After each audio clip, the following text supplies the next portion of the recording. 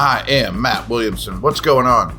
At Williamson NFL. And I am recording this Sunday afternoon. I will be headed over to the Breakers Hotel, Resort, whatever, where the owners stay. We do not stay there. It's a little pricey. So I guess it's one of the nicest resorts, hotels in the country. And that's where I will be recording this afternoon. And Coach Tomlin's going to talk. Maybe I'll do a podcast based on that, but our schedule got a little screwed up. So I'm in my hotel room here Sunday. And something I've been wanting to talk to you guys about, I kind of left on the back burner, but we have a pretty good list now of the Steelers' 30 visitors. That we got about half that list filled out, and I wanted to go through some of these names with you. So if you don't understand the rules, the league allows you to bring 30 visitors plus local guys. I mean, I forget what the radius is, but if they live X amount of distance away, they can just drive the facility and they don't count against your 30. So last year on their 30 list were Peyton Wilson, Logan Lee, all three offensive linemen they took, first round pick, McCormick, Frazier.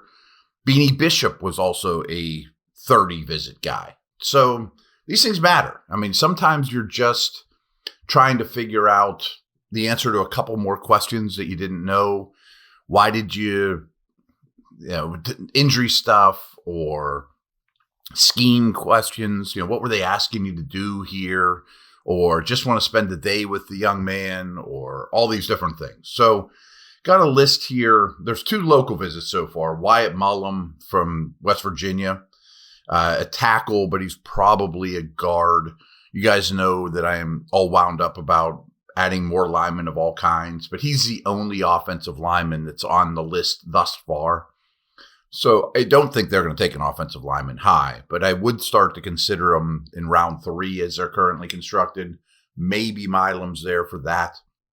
And then the other local visit is the pit kicker, Ben Sauls. He just had to walk next door. So not much to take away from that one. Maybe if he doesn't get drafted, he'll end up in Latrobe and be, save Boz's leg to some degree, put some tape out for the young man. Maybe he gets into another group, whatever. But there's 2 quarterbacks. Tyler Shuck was here on March 6th. And some of these dudes, we don't know. They're on the list, but we don't know when they're scheduled to come. And that's Jackson Dart, who I'm sure doesn't surprise you. But warning, sometimes these ones where they're listed as date unknown never end up coming, because some of it is just a bit of a logistics situation. I mean, how many teams do you think are asking Jackson Dart to come to their facility between now and the draft? At least 10, maybe, I'm guessing, maybe half the league. I mean, I don't think the Chiefs are or the Bills, but I bet a ton of teams would love to have Jackson Dart on their 30 visits. And you can only be one place at once. I mean, sometimes you can't just fly all over the country. You got to work out in between and get ready for draft and, have a life and, all these things. So most of them end up working out, but these date unknown ones, don't get too excited. I mean, they're not guaranteed, but they have listed them, I guess, through the NFL that they're going to be one of their 30. I'm not a fan, I think of taking Dart at 21. It would have to be a major trade down situation. Frankly, where I think Shuck is going, I would much rather take Shuck than Dart. I might rather have Shuck than Dart anyways. I don't quite get all the excitement about Dart to the Steelers. He's fine. I just don't see traits that are blow your doors off. I think you guys know that I would much rather wait until next year and really go after a big fish at the quarterback position. And I don't know if there'll be one available or possible, but I think Dart is kind of settling, even if Rodgers were in the mix. I do think he needs pretty much an entire year. The offense he runs at Mississippi is very coach-driven. Let's just put it that way. And I think you guys know my opinion on Shuck. I'm a big believer in Shuck. But I'm not using a first-round pick on either one of these guys, and I don't think there's any chance either one of them is going to be there in the 3rd. So you'd have to maneuver around the draft board to make either one of these guys work, in my opinion. And for that matter, I kind of just think my take on quarterback this year, as much as I like Chuck, is hopefully a veteran, Rodgers, obviously, Rudolph, maybe a mid to late round pick. But if that doesn't work out, so be it, because next year I want to go get a whale in the draft. BetOnline is the world's most trusted betting platform and your number one source for betting on all the madness. Whether you're a seasoned fan or a first-time bettor, BetOnline is your ultimate game day companion with the largest selection of odds and everything from college basketball to a $200,000 bracket contest. BetOnline continues to be your number one sports betting source. From every Cinderella story to every hat trick, BetOnline has you covered with odds, stats, and more for every game, every play, and every win. BetOnline, the game starts here.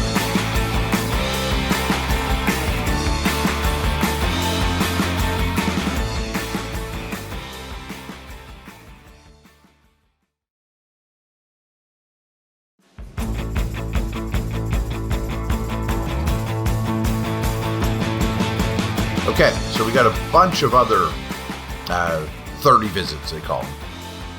But only at 3 positions now. There's running backs, there's 3 receivers, and there's 4 defensive linemen. The running backs are DJ Giddens from Kansas State. Kind of a raw player, but a very good zone runner, really good tester. A lot of upside here, a lot of explosiveness here. And you're going to hear the word explosive a lot with these running backs. Because Dylan Sampson, which brings me to another topic. And I wonder, and we've been talking about this in a lot of different shows, are the days of the big, heavy, plodding Najee Harris types, are they gone for the Steelers? Because it sure looks like they're looking at home run hitters. I mean, some of the fastest, most explosive, big play options in this draft. And my logic behind that, or I think their logic behind that is, if we're going to get people out of the box with Metcalf and Pickens, we're going to see a ton of 2 high safeties, and we might be running against lighter boxes as opposed to banging our heads, and we're going to have to create explosives on the ground, much like Philly did, and I'm not saying these guys are Saquon Barkley, as opposed to through the air. Maybe. I mean, it sure looks like the back profile that they're looking at is explosive home run threats, and that's Dylan Sampson from Tennessee. They're not, I wouldn't say they're smaller, but all these guys are 200 pounds plus, but they're not Jerome, Najee. They're not the biggest, heaviest, most powerful backs in the league. And frankly, I don't know what I think about that, because December rolls around in the AFC North, and I definitely think that having a physical ball carrier, and certainly that's not Gainwell, and we know what Warren is, and I'm a big fan, but I kind of want a bruiser, but I understand the logic as well. And all these guys are better outside zone runners than they are big power backs, and that certainly fits Arthur Smith's system. Dylan Sampson's a good example of that, really good speed. The next guy on the list is Brayshell Tootin from Virginia Tech. I think he's even more explosive. Probably the best athlete at the running back position in this draft, was insane at the combine. But Sampson and Tootin both have some fumble problems, to say the least. I mean, I think you'd really need to get that cleaned up. That's definitely, I would think, something you talk about and go through with these guys if they're in, when they are in on their draft. He was already here, Sampson, on March 14th. Tootin has not yet. And the other really highly explosive, sort of smallish back is Jaden Blue from Texas. I mean, this guy can fly. But I've looked at these guys more as complementary pieces. But if you have 2 or 3 of them and they're going to give them all a fair amount, maybe you can still wear down a defense. But you can definitely see the mold. Now, the guy that I think is more the old school banger, and I'm not really a fan of his game, is Ollie Gordon II from Oklahoma State. He's on this list.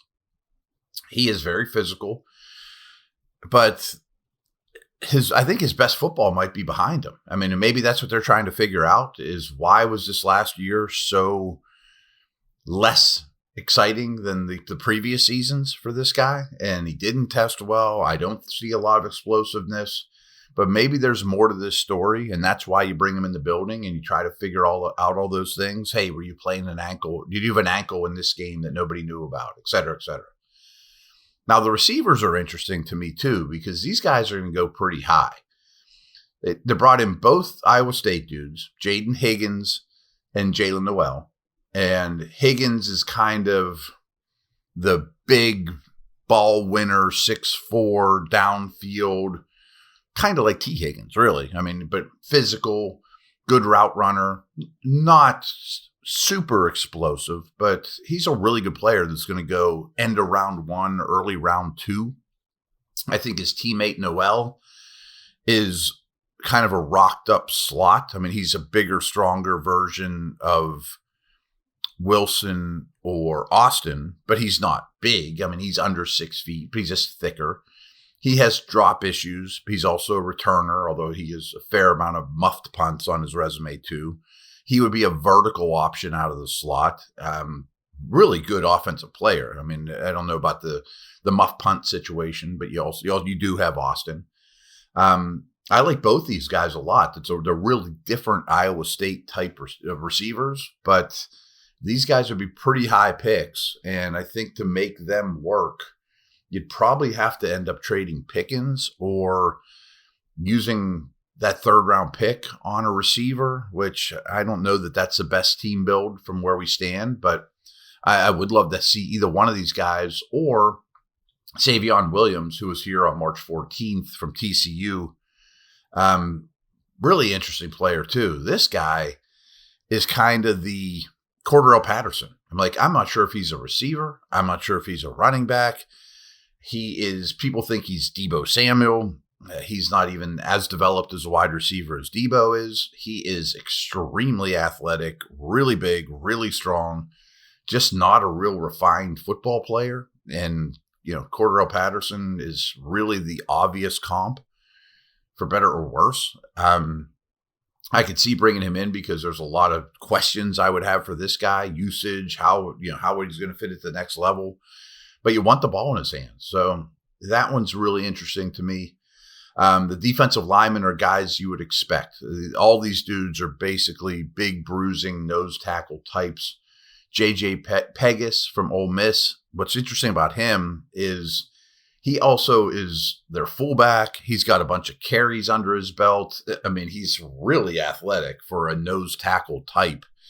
Patrick Ricard type of movement, but he's certainly would be drafted for his defensive prowess. I mean, he's a nose, but a little more on the active side than the anchor type, where Yahya Black from Iowa is a massive, taller, huge, heavy-handed anchor type guy that I think you get. Both those guys, I think you're getting 5th roundish in that neighborhood, where Joshua Farmer from Florida State is probably the 3rd round. Long arms for a nose, a lot of upside. I'm a big fan. I would love to see Farmer in that 3rd round area as your nose with more upside than just, eating space. I mean, he can get upfield. There's quickness there. There's a lot of bend. I mean, he's a pretty good athlete. And then the last guy is Elijah Roberts, another defensive lineman from SMU. He would fit the system well. I look at him more as an end than a nose, but maybe I need to go back to the drawing board a little bit on him. So as of now, of the 30 that count, 2 quarterbacks, 3 receivers, 4 defensive tackles, and 5 running backs. So I don't think there's a lot of mystery here of what they're looking to do in the draft in terms of positionally. I find it interesting that there's no project tackles that they're super into, or at least visiting, no corners on record, so there you have it. I do think that's pretty telling. And again, go back and realize that they drafted a lot of dudes last year from their 30 visits. All right, take care.